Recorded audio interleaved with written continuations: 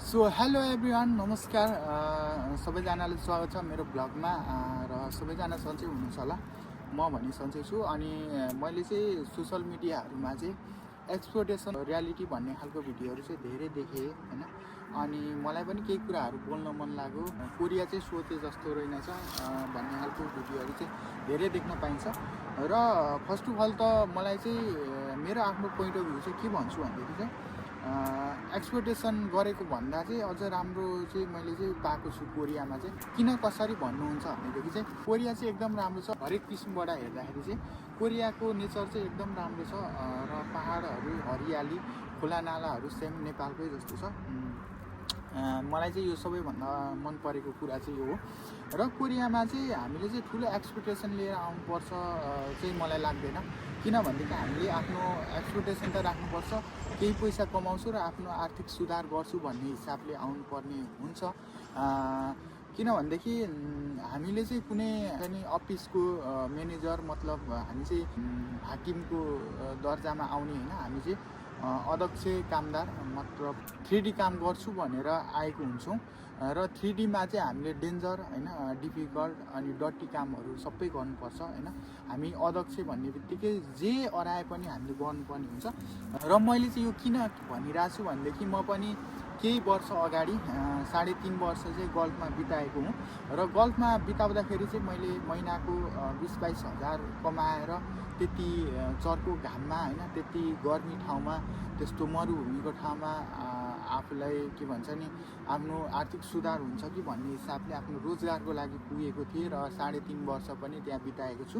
त्यहाँको अनुभव मलाई सबै थाहा छ होइन। 65 डिग्रीदेखि लिएर 70 डिग्रीसम्मको बाहिर काम गरेर हामीले 20-22 हजार कमाउँछौँ भनेदेखि हामीले कोरियामा त त्यस्तो गाह्रो छैन नि त। कोरियामा एकदम राम्रो छ, मतलब मौसम एकदम राम्रो छ। कोरियामा चाहिँ हामीले 8 घन्टा काम गरेर 2 लाख प्लस पैसा कमाउन सकिन्छ भनेदेखि चाहिँ योभन्दा ठुलो चाहिँ हामीले के खोज्ने होइन।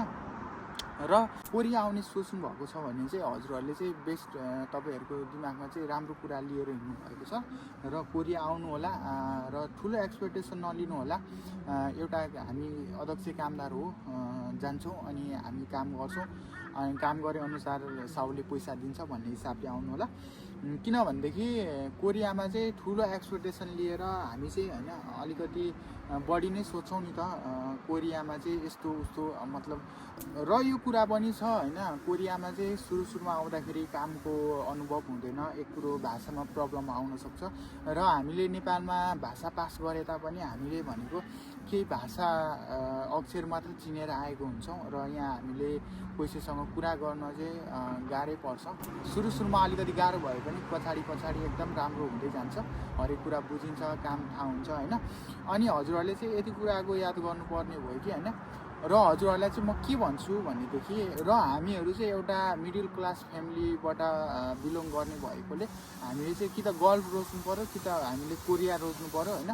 अब गल्फमा पनि त्यति सजिलो छैन र गल्फमा झनै मलाई चाहिँ एकदम गाह्रो लागेको। र गल्फ र कोरियालाई चाहिँ हामीले गर्दाखेरि चाहिँ कोरिया चाहिँ एकदमै राम्रो छ होइन। किनभनेदेखि मेरो अनुभव पनि हो त्यो होइन। कोरियामा चाहिँ म्यानुफ्याक्चर कम्पनीहरूमा पर्नुभयो भनेदेखि यदि म्यानुफ्याक्चर कम्पनीहरूमा आउने सोच्नुभयो भने अझ राम्रो पनि हुन्छ। किनभनेदेखि हजुरहरूले चाहिँ 8 घन्टा काम गरेर 2 लाख प्लस कमाउनुहुन्छ भनेदेखि हप्तामा छुट्टी पनि पाउनुहुन्छ। अलिकति राम्रो पनि छ म्यानुफ्याक्चर चाहिँ।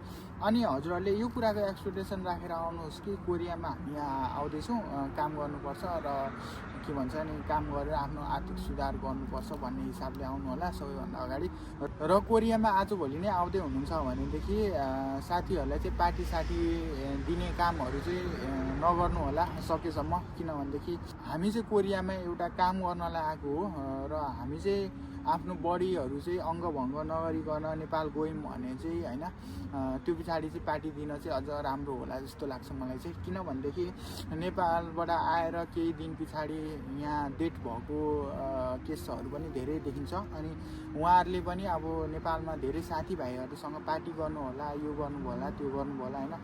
नेपालबाट यहाँ आउनुभयो, केही दिनमा डेथ हुनुभयो, साथीहरूलाई पनि नराम्रो लाग्छ होइन, पार्टी खाने साथीहरूलाई पनि। हामीहरूले चाहिँ भगवान्सँग प्रार्थना गर्नुपर्छ कि हामी चाहिँ सकुशल गएर साथीभाइहरूसँग पार्टी गर्ने रमाइलो गर्ने चाहिँ अझै राम्रो होला जस्तो लाग्छ। र मेरो भिडियो के कस्तो लाग्छ होइन, लाइक कमेन्ट सेयर अनि सब्सक्राइब गरिदिनु होला होइन। हस् त।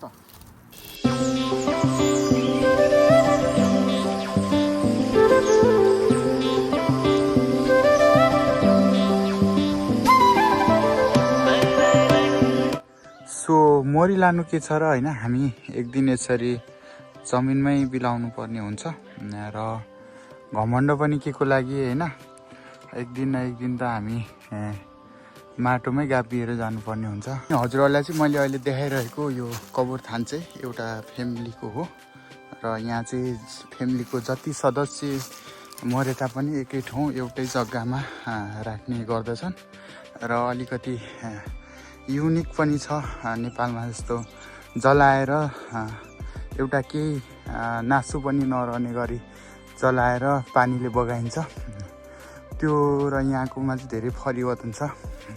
यसरी राखियो भने चाहिँ हाम्रो जति भावी पिँढी जति पनि पुस्ताहरूले चाहिँ यसरी मेरो हजुरबा मेरो यो त्यो भनेर चाहिँ देख्न सक्छ। मलाई चाहिँ यो कुरा पनि एकदमै राम्रो लागेको छ।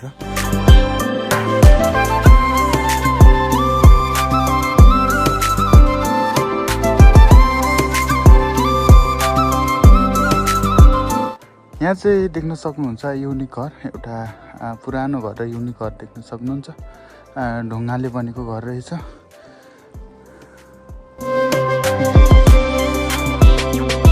सो अहिले यहाँ चाहिँ देखिरहनु भएको चाहिँ इन्साम खेती भन्छ यसलाई चाहिँ वनस्पति खेती पनि भन्ने गर्दछन्। यसको प्रक्रिया चाहिँ अलिक लामो छ। यो चाहिँ 2 वर्ष लगभगमा मात्र रेडी हुने भएकोले र यो एकदम लाभदायक पनि छ। यो चाहिँ औषधि खाना र जडीबुटीको लागि धेरै प्रयोग गरिएको देखिन्छ र हाम्रो नेपाली साथीहरू पनि इन्साम खेतीमा काम गरिरहनु भएको हुनुहुन्छ। उहाँहरूलाई चाहिँ यसको बारेमा उहाँहरूलाई चाहिँ विस्तृतमा थाहा होला, मलाई चाहिँ त्यति धेरै आइडिया छैन र हजुरहरूलाई मैले देखिहालेँ।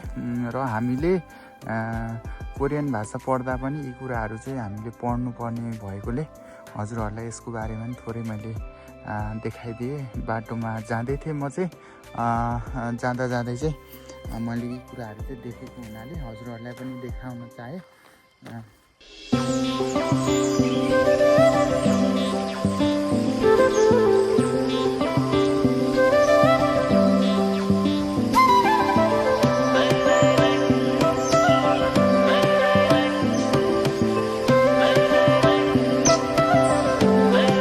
र यहाँ चाहिँ देख्न सक्नुहुन्छ राम्रो छ, रमाइलो छ यो ठाउँ चाहिँ।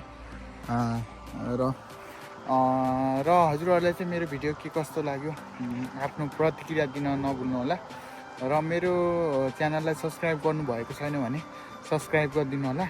हस् त, बाइ।